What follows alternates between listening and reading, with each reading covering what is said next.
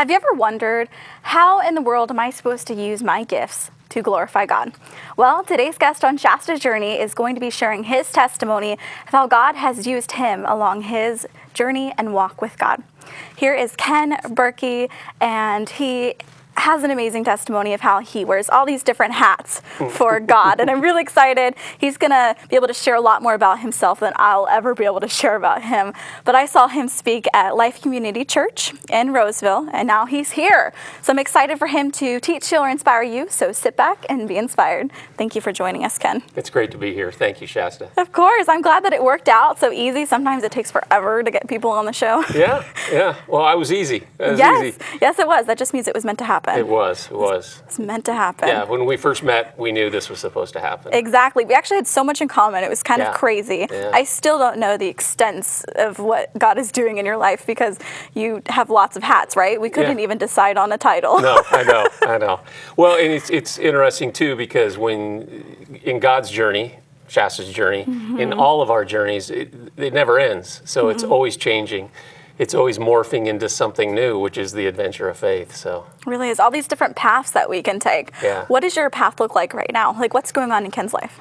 Well, right now, in order to get to right now, can I start at the beginning? Yeah. Are you sure? We can start there. Yeah, how did you even come to know God? Well, I grew up in church. And looking back, it was a lot of religion and not so much relationship. So it was more about rules. And so I actually ended up going to college. I went to Sac State and was a business major. Hornet, right? Stingers up? Yes, Stingers up. When I went to Sac State, there wasn't a lot of reasons for the Stingers to be up as far as the sports weren't the strongest at the time. But, I haven't even been to a game yet. You haven't? No, maybe I should. I think I'm slacking. Yeah. So I had a faith, but I had a crisis of faith in college. I was a business major. My dad was an engineer. I grew up in church, but I kind of walked away from church. And I was struggling because at Sac State, there's people from all different religions, amazing people. I was meeting amazing friends. And then I thought, well, I might be a little biased or maybe even a little too proud to think my way, being a Christian, is the only way. Absolutely. So I took a world religions class. I took one last semester. Oh, you did? Well, I don't know about you, but it confused me even more. It's like, now I don't even know what to believe. And this was what was interesting, Shasta. Things were going really well in my life. As far as I was working, I was going to school, things were great, I had money, and I was miserable. There was something missing. And I look back now, and there was that weight of this hole in our hearts that we all have that only God can fill. And I had filled it with a lot of activity, a lot of neat things, and even with hoping I was good enough. So I read a book called The Ragamuffin Gospel by Brennan Manning, and it just talks about his journey of discovering grace, discovering a personal relationship with God. And I realized that most religions, even Christianity at times, is about trying to be good enough versus really receiving what God has already done for us. And it's not about how good we are, but it's about how good God is. And so that changed everything. I'm just now learning that there's nothing I can do more or less of to make God love me anymore. Isn't that crazy? Yeah. Like, because we're always trying to basically to make him happy, right? Just like you're trying to please your parents or your spouse or whatever it may be. Like, we're constantly trying to do that. But both God, he just loves us for us. Which is so just countercultural to just being humans. It's hard to wrap your head around. Yeah, it's hard to wrap. It is. And so I think Shasta's journey, all of our journeys, it's a lifetime journey of really discovering what that unconditional love looks like. How did you fill that hole, Ken? As far as once I discovered that?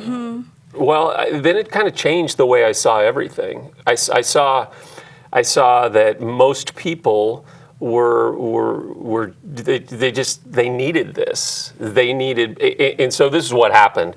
I was a communications minor, business major. I was doing a lot of talks, and I had a friend who worked with Young Life, and they had me come and speak to these kids. And it was the first time I ever did public speaking about a spiritual thing. And I talked about what we just talked about, God's grace. And the kids were looking like, no, it can't be. Because the kids were all on this performance, am I good enough? And And when we're wondering, are we good enough with God, we either become prideful because we're looking around going, well, I'm better than them, or we become very discouraged. And so I discovered that I loved speaking about spiritual things. So my path, as I was getting ready to graduate college, was I wanted to start working with youth. So I became a youth pastor for about 7 years. That's fantastic. And had the time of my life. Because really, we didn't have to get involved in all of the old traditions of church. I just got to tell kids about having a relationship with God. In a very tangible way. Yeah. And in our culture, again, where everybody compares one another, the peer pressure, it's the same. It's Especially worse with now. social media. I mean, come on. See, I was a youth pastor before social media, so it wasn't. But it was still the same principles, though, comparing. But now it's so much more. I guess intense. Instagram's about to hide their likes. Really? Yeah. Really? I mean, Yeah. maybe that will help. Well, I'm still on MySpace, so. Are you really? No. It's not even around? What? I didn't even know if you'd know what MySpace was. I had a MySpace. Yeah, my son had a MySpace. No, that's my joke. Oh man, I had a MySpace. It was like all glittery and like I had some cool graphics on it. I think it's probably somewhere in the abyss. Yeah. I don't know. I have cool pictures on there. Yeah. I'd like to go back. Yeah. Oh well. All right. We'll just, future forward, right? Yeah. So anyway, I was youth pastor. I was traveling and speaking, and then I said the words you never say, which is never to God. And I said I'd never be a senior pastor. Oh, Lord. And so a little small struggling church asked me to come be their senior pastor, and it was in an area where a lot of the youth I was leading were there. And I said yes, and I ended up being there for 24 years as a senior pastor at Green Valley Community Church up in Placerville. Isn't God, doesn't he have such funny humor? Yeah. I love it.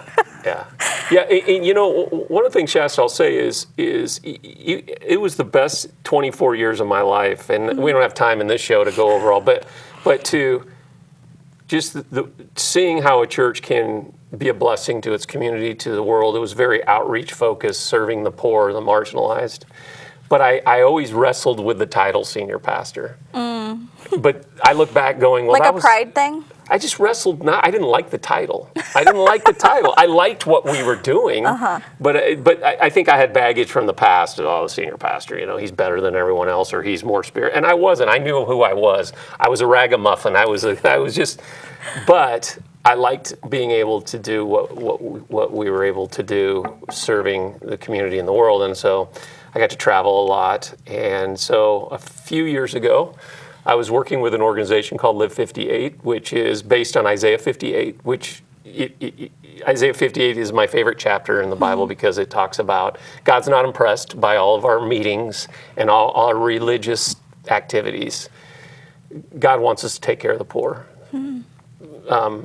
take care of the marginalized, break the chains of injustice, and then the blessings come. I think it's so funny. We met on the day where the message was about who we were and how it doesn't matter all these different things that we're able to do, all these titles that we're talking about. Yeah. At the end of the day, all you are is a child of God, right? Yeah. If you strip all those things away, and I was wrestling with that and just realizing that Shasta, and that is what it is. Yeah, and that's going to be a challenge because someday you're going to be world famous, and you're going to be all over.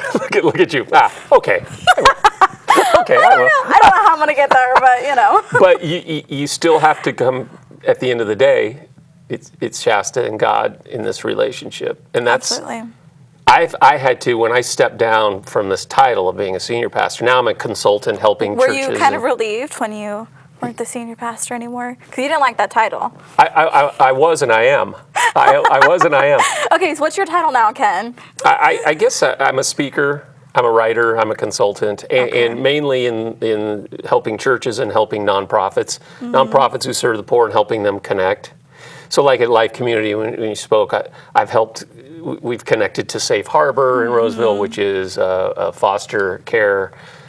So they're working with the church, World Relief, with refugees. Sacramento's the largest refugee resettlement city in the United States. It was incredible what the church is doing. They're bringing in a family. Yeah. I actually got to go out and get stuff, and that was just it was so neat to be involved in such a small way, Yeah, so I do a lot of that. I do a lot of inspirational speaking, but consulting and just helping churches figure out how they can serve their community, make a footprint in their community, not in a preachy way, but in a more service. In a relatable way. In a relatable way. Yeah. And on the side, I didn't bring one, but I write poems and all that kind of stuff That's too. awesome. Yeah. You know what you were saying about the whole preachy thing? That's what I'm learning in radio, is that people don't want to be preached at. No. They don't want to be preached at. I actually heard, it might sound funny on TV, but it's don't should on anyone. Yeah. And it's the fact that, like, if you're telling people you should do this, like, people don't want to listen to that, right? Yeah. And that's why sharing your story in a tangible way is something that people can relate to. Yeah. That's why I'm passionate about people just sharing their trials and tribulations that they've been through. Yeah. Because that's relatable. Yeah. Right? Yeah. And what are some of those trials and tribulations that you've been through to get to where you are today? Well, I think my experiences and some trials and tribulations have brought me to where I really do feel like what you just said is so true. It's not about telling people what to do. It's about walking alongside them and letting them know that we're all on this journey together. Just a little side note, for about 10 years, I got to do some sideline reporting with the Sacramento Kings. It was a hobby. I was still a senior pastor. So fun. But at the time of my life, I met some incredible people, behind the scenes, camera people, reporters. Sports is a whole nother world. Yeah, it was a whole other world. But at the same time, what you just said, we're all the same. So I didn't like telling people when I was reporting that I'm a senior pastor, because then people would prejudge me. I just wanted to be known as Ken. I'm Ken. Yeah. But everybody's wrestling with the same stuff. Exactly. How do I raise my kids? How do I have healthy relationships? And I really learned that we need to remember this in the church world. We can get so theologically focused that people are just, normal people are drawn to Jesus. Broken people are just trying to figure out life. And people are a lot smarter than we give credit for, right? They are. Yeah, and somebody told me, don't be so heavenly minded that you're no earthly good. Yeah. It's so true, though, because some people don't want to, like, for instance, if they hear that you're a senior pastor, some people will shut you out, right? Yeah. Eventually I'll tell them, but initially I just want them to know I'm just a normal guy. Jesus was sitting with sinners. Yep. Right? Yep. We're all sinners. Yeah. He's sitting right here. Yeah. Could you paint the picture of, like, sorry to interrupt, but would you paint the picture of how Jesus would have loved everybody? Because I think that's something really important that we see in the Word of God. Yeah, I think the Pharisees and the religious leaders back in those days, and things haven't changed, but they were so focused on outward focused rules.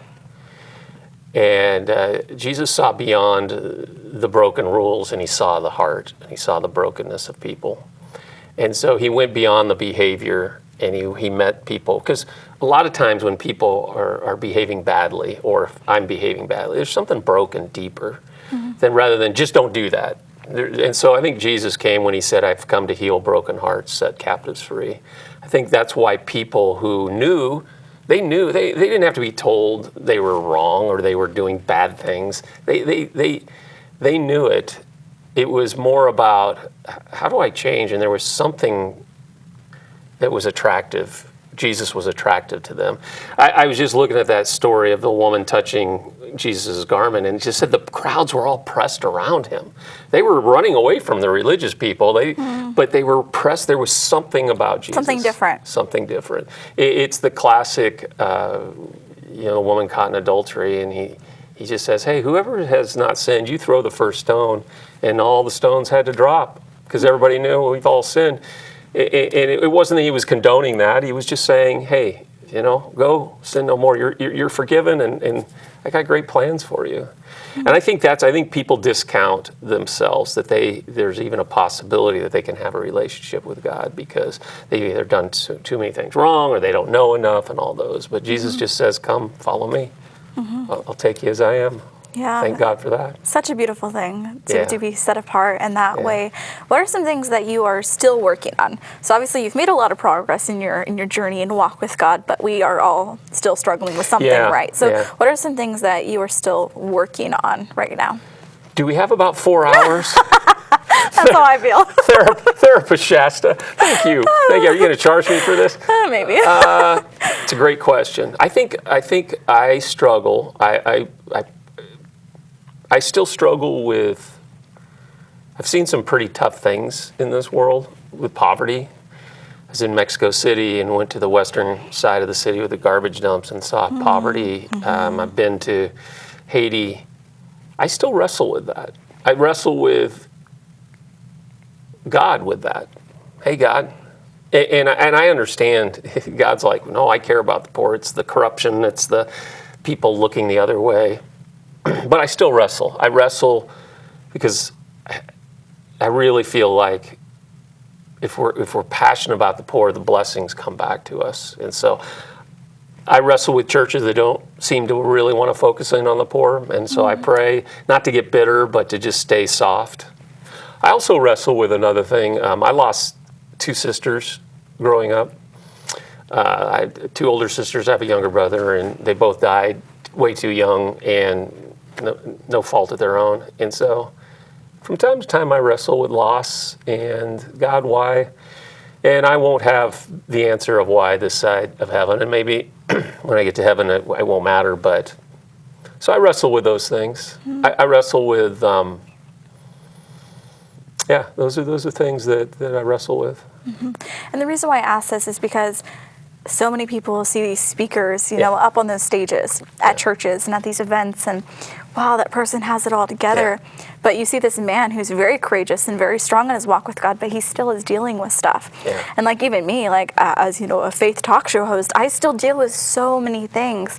Like, and people struggle behind the scenes, right? Behind the curtains, and just showing people, pray for your pastors, pray for those who are in lead, because they need to be filling themselves as well, because you're constantly pouring out to others. How do you make sure that you are feeding yourself? I've gotten much better at that, because I was really bad at that for a long time, just because of the pace of life. And I think that we all have to find what refills us. What refills me is writing. And writing, it's kind of writing prayer, listening to God. It's kind of this meditation, but with me, it's writing. It's exercising. It's making sure that other people aren't dictating my pace of life. And that's hard. Very hard. That's hard, but at the end of the day, we're responsible for ourselves. And it's easy, you know, I should do this, I should do that, I should do that. To have boundaries, to say, you know what, I'm one person and I need to make sure I take care of myself. I always say, what is a profit? Jesus said, what is it profit a man to gain the whole world and lose his soul? I just say, what is it profit a follower of Christ to get a lot of things done, but we lose our soul in the meantime? So it's just staying close to how we're wired up. How do you get filled back up? Something that I've been learning over the last few months, I'm currently interning with K11 Air 1 right now, which is a Christian radio station. If you don't know, you guys can look that up. But my supervisor sat me down my first day. He said, Shasta, you have nothing to prove here.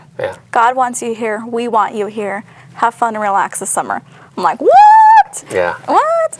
And he really, really meant it. And it's making me realize that I've been so to-do list, like focus, like I need to do this and this and this and this to be happy, to be fulfilled. And at the same time, like God's calling us to also like rest in his presence and know who he is. And so I'm really just learning that those silent moments are something it's a precious gift, especially in my chaotic, busy life. Sometimes is taking those moments to be okay with not doing anything and just being in his presence. And that's something I've always struggled with and trying to get better.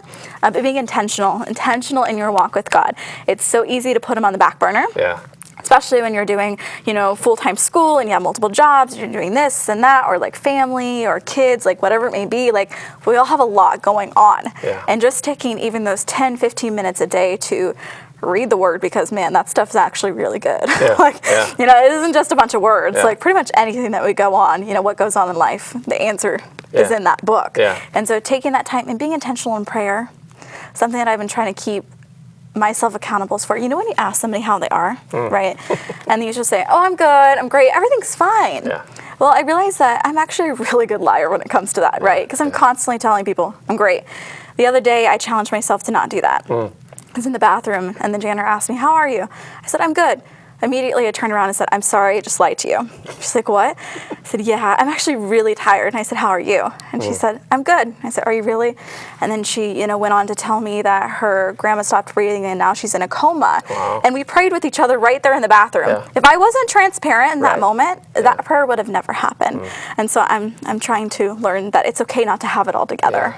Yeah, and I think in the Christian leadership world, church world, things you're doing, we have to fight against. It is different, but we run it too often so much like corporations that we forget there's a whole spiritual element. And one of the things I learned as I have become a consultant, meeting with pastors, I thought I would be talking to pastors about how to serve the poor, how to do this. I'm finding there's just a lot of tired pastors out there. Burnout, a lot of right? Huge burnout. And that just shouldn't be the way it is.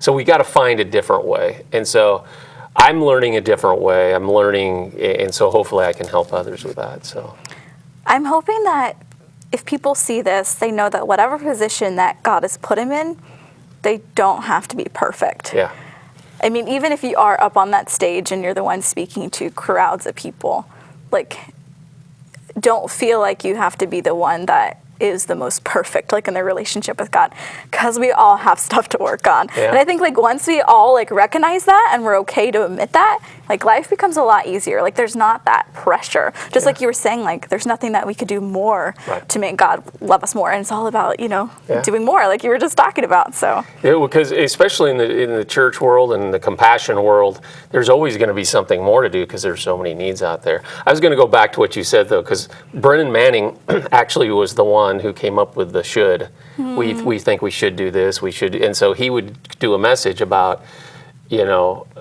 we think we should do this, and then he would say, "Quit shoulding on yourself." I know when I heard that, I was like, "Well, that's brilliant." Yeah, and so because that's the Bible talks about there's a peace.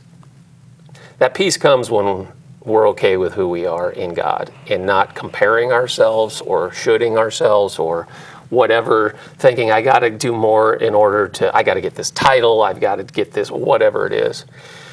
Not that God won't take you to great places, because he is, but the greatest gift you'll have, Shasta, as God continues to take you places, is that you have a peace that's beyond those ups and downs of success and failures and all of that, just being good with who we are. There's a huge piece to that. Exactly. Have you ever lost a title in your life that made you feel like you lost a piece of Ken, that you would never be able to be who you were?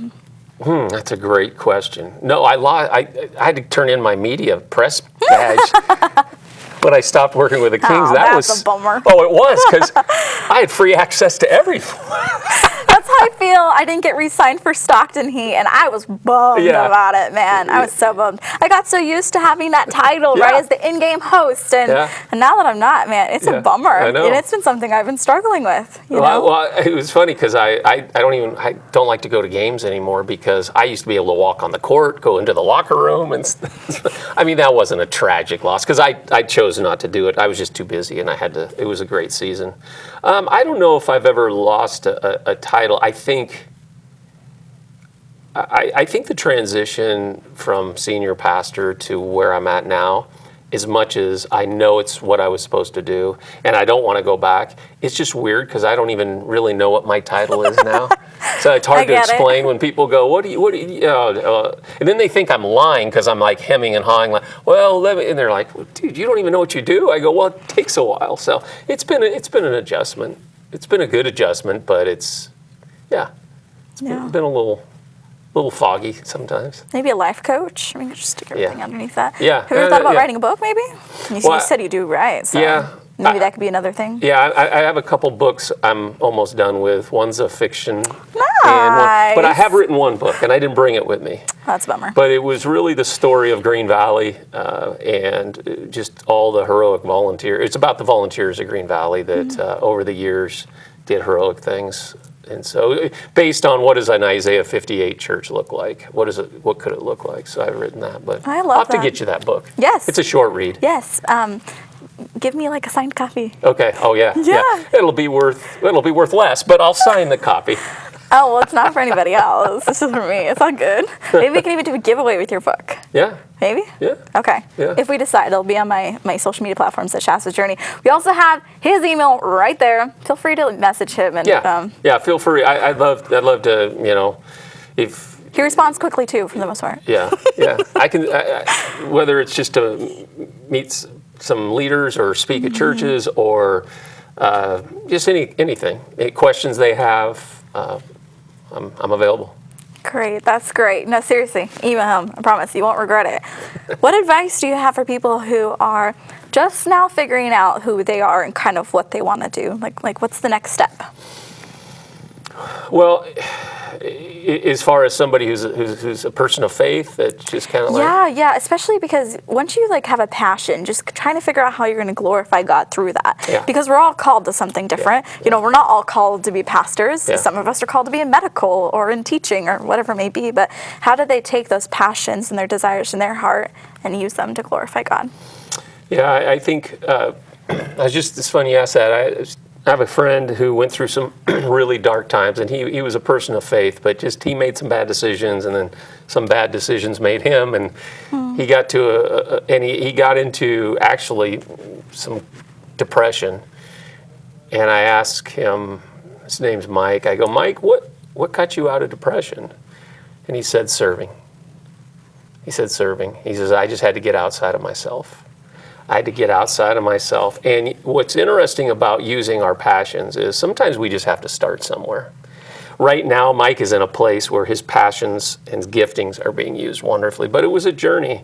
So sometimes we just have to jump in and maybe serve somewhere in our church, serve somewhere in our community, and then kind of let your gifts and your passions kind of play out as time goes on. Mm-hmm. But start somewhere, because I think we're all, when we serve, when we get outside of ourselves, and it's not about Shasta, it's not about Ken, but I love, there's a food bank that I get to serve at every once in a while, and nobody knows me.